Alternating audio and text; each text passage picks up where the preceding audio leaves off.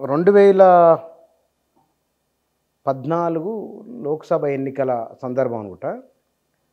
నేను పెద్దపల్లి లోక్సభ నియోజకవర్గంలో తిరుగుతున్న మీరు నాకు ఫోన్ చేసిండ్రు. కోటీశ్వరునికి కోట్లున్న వాళ్లకు కేసులున్న వాళ్ళకు మధ్య పోటీ అని మీరు అన్నారు. ఎన్నికలు అయిపోయిన తర్వాత గెలిచిన తర్వాత మీ మీద నేను విన్న ఒక మాట, బాలకృష్ణ దగ్గర 100 ఎకరాల భూములు ఉన్నాయి, 100 కోట్లు, ఎన్ని వందలో నాకు తెలియదు, 100 కోట్ల రూపాయలు సంపాదించిండు అని అన్నది. నేను అనే పాయింట్ అదే, మన ఎదుగుదలను ఓర్చుకోలేక చాలామంది ఈర్ష కొద్ది ఆ రకంగా ఏముంటుంది, డైరెక్ట్గా చంపలేనప్పుడు రాజకీయాల్లో కానీ నిజ జీవితంలో కానీ వ్యక్తిత్వాన్ని చంపుతారు, వ్యక్తిగతంగా చాలా డేంజర్, అది క్యారెక్టర్ అసాసినేషన్. అదే జరిగింది మన విషయంలో. సో నా దగ్గర 100 ఎకరాలు ఉంటే ఇప్పుడు అధికారం పోయింది, 5 నెలలు అయింది కదా, బయట పెట్టాలి కదా. అధికారం ఉన్ననాడు కూడా బయట పెట్టవచ్చు కదా, ఏముంది పెద్ద విషయమా. నా ప్రత్యర్థులకు ఛానళ్ళు ఉన్నాయి, పేపర్లు ఉన్నాయి. నా దగ్గర 100 ఎకరాలు ఉంటే ఎవరి పేర్ల మీద ఉన్నాయి, ఎట్లున్నాయి ఇవన్నీ బయట పెట్టచ్చు. ఒకటి రెండు, నాకే 100 కోట్ల ఆస్తులు ఉంటే ఏడున్నాయో చెప్తే కొన్ని నీకు కూడా ఇస్తా బుచ్చన్న, కొన్ని నేను ఉంచుకుంటా, కొన్ని నీకు ఇస్తా. నీ పేదరికం పోద్ది, నా పేదరికం కూడా, నా బాధలు నా కష్టాలు కూడా పోతాయి.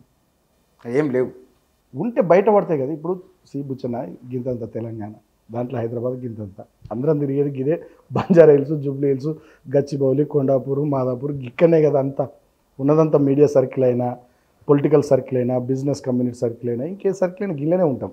ఏమన్నా ఉంటే ఆగుతాయా? ఏడ పెడతాం, ఎక్కడ దాస్తాం, ఎవరి పేర్ల మీద పెడతాం, ఆగుతాయా? సో ఇదంతా కావాలని చెప్పి చేసినటువంటి దుష్ప్రచారం. నేను మీకు మళ్ళీ చెప్తున్నా, కేసీఆర్ గారి ఓరియంటేషన్ మాకు ఎంతసేపు కూడా చిన్న వయసులో మీకు పదవులు వచ్చినాయి, చిన్న వయసులో మీకు అవకాశాలు వచ్చినాయి, అందిపుచ్చుకొని బాగా పనిచేయాలి, కష్టపడరు అని చెప్పేది. సారుకు ఆ పైసలు పిచ్చలేదు మొదటి నుంచి, మాకు ఆ పైసలు పిచ్చలేదు. నిజంగా ఇప్పుడు ఓడిపోయిన తర్వాత అందరూ అంటుంటే ఇప్పుడు పైసలు ఉంటే మంచిగా ఉండి అనిపిస్తుంది, సీరియస్గా ఇప్పుడు అనిపిస్తుంది. అది కానీ ఉంటే మంచిగా ఉండదు. మూడోసారి కూడా ఈజీగా గెలుస్తాం అనుకున్నారు కదా. అంటే ఈజీగా గెలుస్తామని ఏమనుకోవాలి. Definitely there was tough fight అని చెప్పి నేను అనుకున్నా. సో కాకపోతే ఏంటంటే నాకు ప్రజల మీద బాగా నమ్మకం ఉండే, పని చేసినాం, కష్టపడడం. డెఫినెట్గా కొంత యాక్సెసిబిలిటీ, కొంత గ్యాప్ ఉంది తప్ప మిగతా పెద్దగా ఏం లేవు, బయటపడతామని అనుకున్నాం. కాకపోతే మా ప్రత్యర్థి మీకు తెలియదు ఏముంది, ఒకప్పుడు మీరు కూడా అక్కడనే పనిచేసారు కదా, ఆయన 1000 కోట్లు ఉన్నాడు. మీడియా ప్రపంచం ఉంది, సోషల్ మీడియా ఉంది, అడ్డగోలు దుష్ప్రచారాలు మన మీద 100 కోట్లు ఖర్చు పెట్టిండు, మా లీడర్లందరినీ కొన్నాడు, డబ్బులు ఆశ చూపిండు, చాలా రకరకాలుగా చేసిండు. దాంతో మనం 2019 ఆయన టికెట్ రాకుండా చేసింది మీరే అన్నారు. అది ఆయనకు కూడా తెలుసు. మీరేనా చేసింది? అది ఆయనకు కూడా తెలుసు, నేను చేయలేదు, ఆయనకు కూడా తెలుసు. అప్పుడు ఏమైపోయింది, వివేక్ గారు మన పార్టీలో బీఆర్ఎస్లో ఉండే. సో అప్పుడు 2018 అసెంబ్లీ ఎన్నికల్లో ధర్మపురిలో కొప్పలీశ్వర్ గారికి వారు వ్యతిరేకంగా పనిచేశారని, అప్పుడు బసవరాజ్ సారయ్య గారు మా జిల్లా ఇన్ఛార్జ్ ఉండే, పార్టీ పరంగా స్టేట్ జనరల్ సెక్రటరీ, జిల్లా ఇన్ఛార్జ్ ఉండే. వారిని పిలిచి ధర్మపురిలో కొప్పలీశ్వర్ గారు మీటింగ్ పెట్టి వారికి రిప్రజెంటేషన్ ఇచ్చారు, అందరు సంతకాలు సేకరించి పార్టీలోకి వెళ్ళి వివేక్ గారిని తీసేయాలని.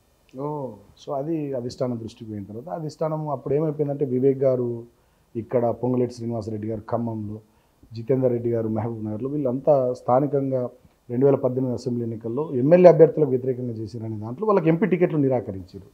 సో దాంట్లో భాగంగా వివేక్ గారికి టికెట్ పోయింది. ఆ విషయం ఆయనకు కూడా తెలుసు. ఇన్ఫ్యాక్ట్ నేను కొంచెం ప్యాచప్ చేసే ప్రయత్నం చేసినా, కుదరలేదు. కేటీఆర్ గారి దగ్గర కొప్పలేశ్వర్ గారికి, వివేక్ గారికి కూడా ఒక మీటింగ్ నేనే ఏర్పాటు చేయించిన, కేటీఆర్ గారి దృష్టికి తీసుకుంటే ఇట్లా గ్యాప్ పెరుగుతుందన్న అని చెప్పి నేనే చెప్పి ఇన్ఫ్యాక్ట్ మీటింగ్ కూడా పెట్టించినాం. 2 గంటలు జరిగింది, అది ఆయన కూడా తెలుసు.